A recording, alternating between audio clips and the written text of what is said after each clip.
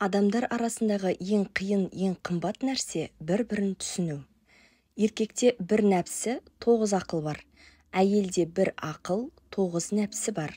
Еркек 9 ақылмен бір нәпсісін жеңе алмайды екен. Әйел бір ақылмен 9 нәпсісін жеңе алады екен. Нәпақа табам деп өмір сүруді ұмытып кетпе. Ашу боран секілді. Біраз уақыттан кейін басылады. Бірақ оған дейін көп бұтақты сындырып үлгереді. Дүниедегі ең асыл тіл араб тілі. Одан кейін түрік тілі. Түрік тілінің ішіндегі гауһары қазақ тілі. Адамның ақылы сөзінде тұрады, нұры көзінде тұрады. Адамның аузына келген сөз ақылмен келу керек. Сөйлеу үшін ойлау керек, жұту үшін шайнау керек. Ойланбай сөйлеген сөз адамды опыққа апарады. Жақсылар өтіп кетті бұрын бізден. Біз адастық жақсылар салған ізден.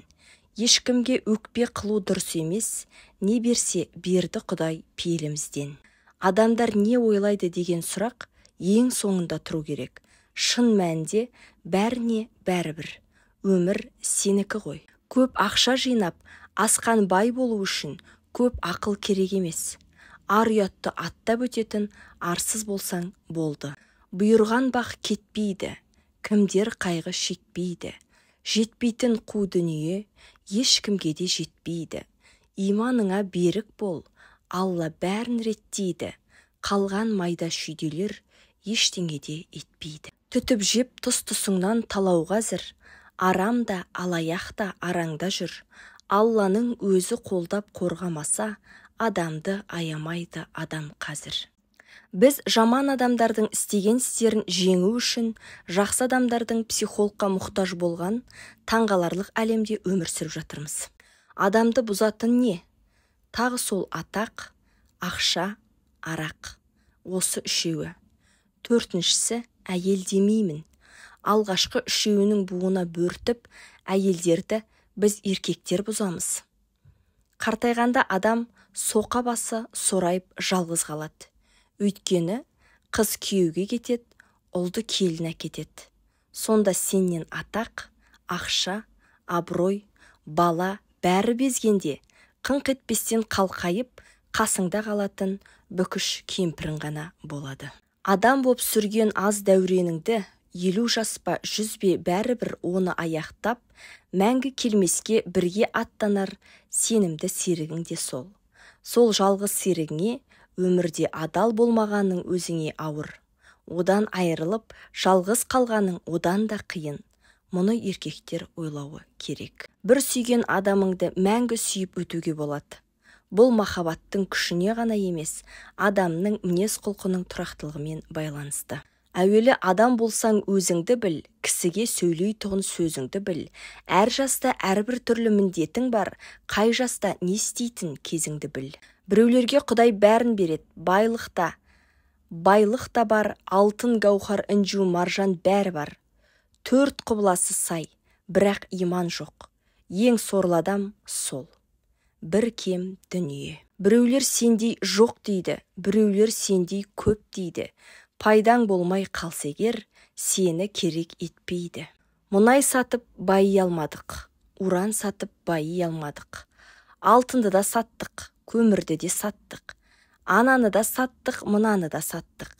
Енді жерді сатып, бір жерімізді жамаймыз деу барып тұрған арсыздық. Қазіргі жастардың хоббиі шағымдану және мағынасыз бос әңгімелер. Сәтсіз қарым-қатынастар. Сабақтағы проблема, бастығым жаман, мұның бәрі далбаса.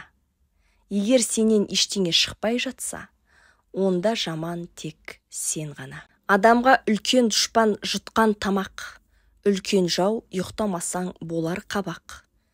Тығынын бір тесіктің толтырам деп, күнәні үсті-үстіне жүрміз жамап.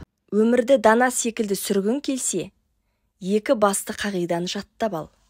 Әр нәрсені жегенше, аш қалған дұрыс. Әр кіммен өмір сүргенше, жалғыз болған дұрыс. Тегі жаманды тең тұтпа, тілегі жаманды ес тұтпа.